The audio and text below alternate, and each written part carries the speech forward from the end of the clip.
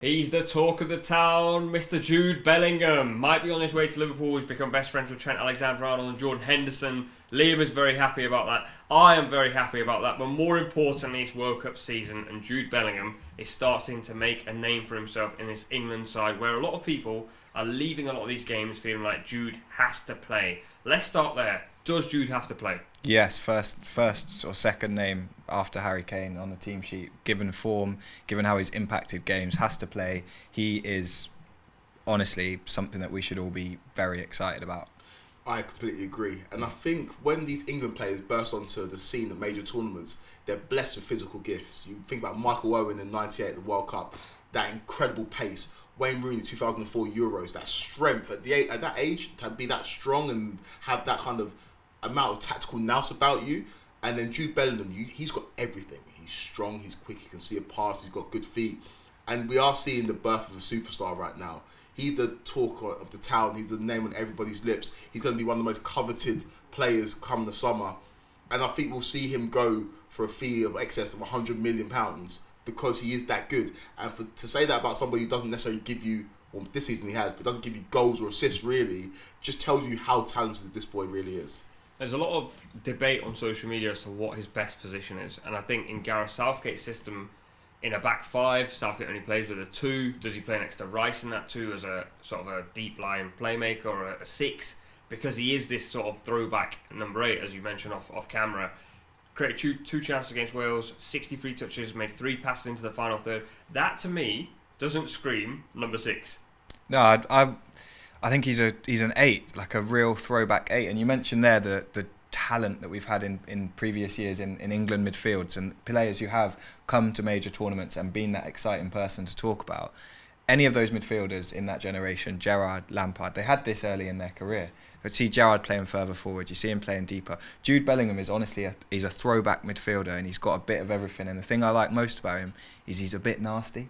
Like, I know he looks good, but he's nasty and he loves football and he's aggressive. And I think you don't need to worry about whether he can play in a 10. He can do a bit of everything. That I think most of our other England midfielders have got a question mark over a few elements of their game. They've got areas of their game that they'd probably like to work on and we probably want them to do more of.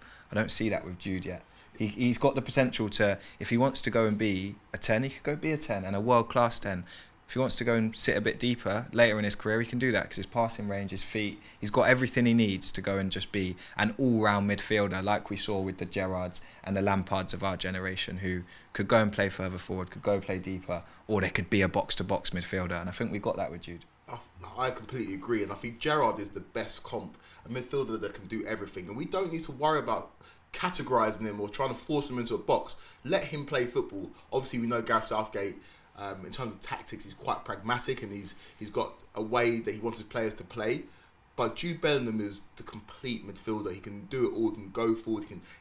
Defensively, I don't think he necessarily wants to defend. But if he's asked to do that job, I think he could do it as well. And I'm just so excited every time he's on the ball. Every time he does something, you hear the fans or you see the fans on their feet. He's an unbelievable footballer, and we have to appreciate it because he is a generational talent. You say he doesn't want to defend. So many teams in this World Cup have done a low block, will use the low block.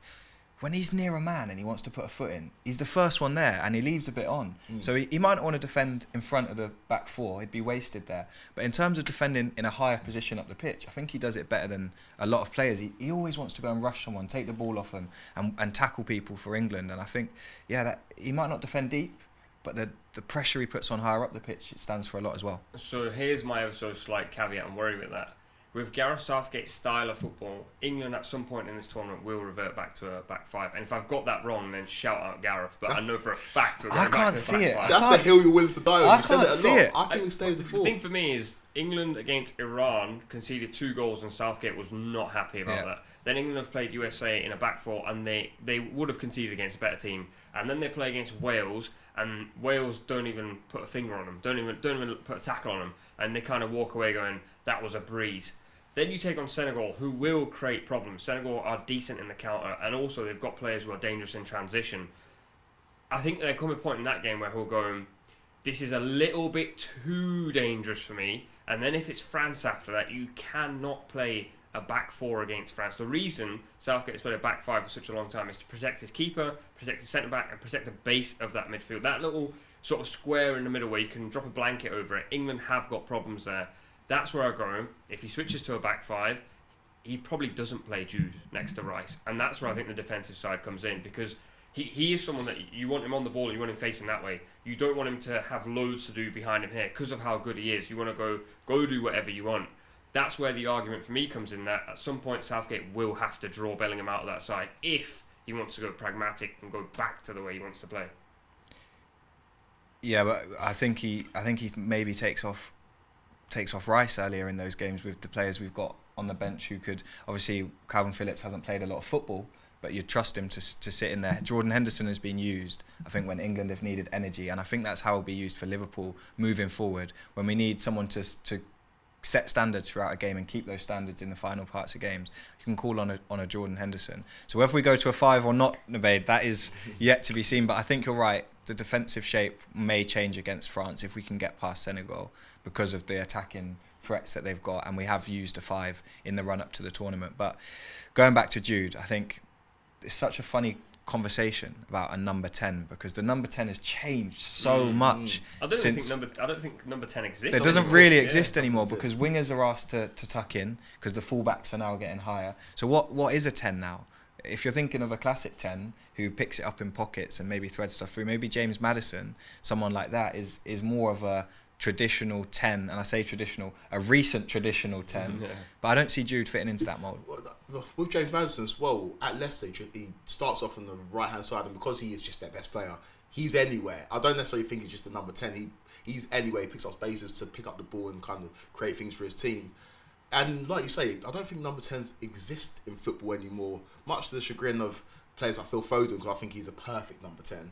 But trying to pigeonhole Jude Bellingham and say he's number 10, I think you take away a lot of what he does in terms of when he drives from deep and those powerful runs. And being a number 10, sometimes you have to play with your back to goal, and I don't think that suits him. And we know how deep Harry Kane likes to drop as well. They'll be occupying the same spaces in the pitch.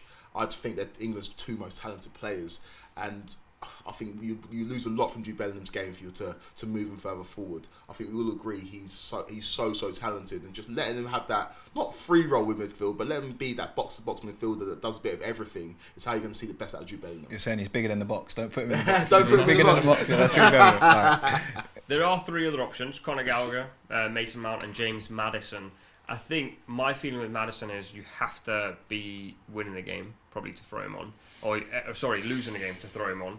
If England are playing this 4-3-3, the reason I'm struggling with this is because for me, England are not going to play 4-3-3, so I can't get my head around how Maddison fits. He's in. run it through on Football Manager. He's committed. He's committed to I'm the 5 convinced at the the back. 4-3-3 is going. There's Mason Mount, obviously, who's one of Southgate's most favourite players. We spoke about him on last week's show and said how people criticise him, over-criticise him. If England stick to a midfield 3, do you think Bellingham and Mount can coexist with Rice? I think so. I think it can happen. I think it can work. I don't think he'll do it. I think it can work though.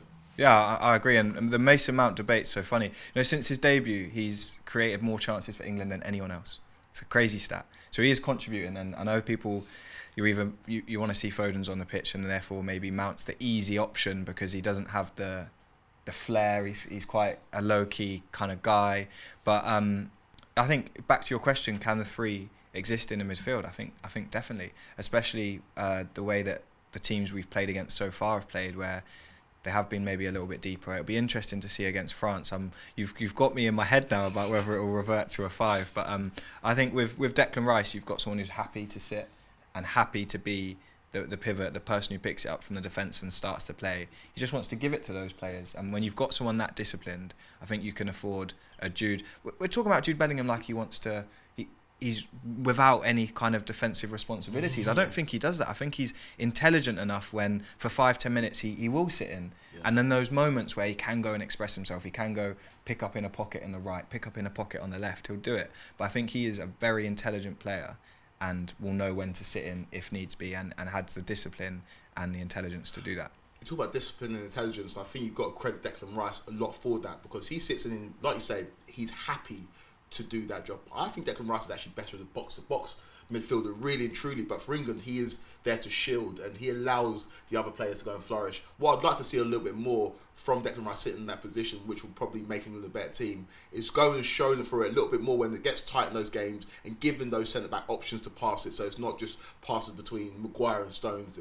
They can pass into midfield, and they're confident that Rice will pick it up on the turn and then find Bellingham, Mount, or whoever we've got in those attacking positions. So I do think a lot of what Jude Bellingham does is predicated on Declan Rice, so you have to give him a shout out for kind of adapting his game to suit what England and Gareth Southgate need. You mentioned a lot balance, and this England team has good balance. If you look at those centre-halves who I think they're going to be the centre-halves for the tournament, they're both decent with the ball at their feet. You see Maguire, a confident Maguire, drive into those spaces. What does Rice do? Tuck in.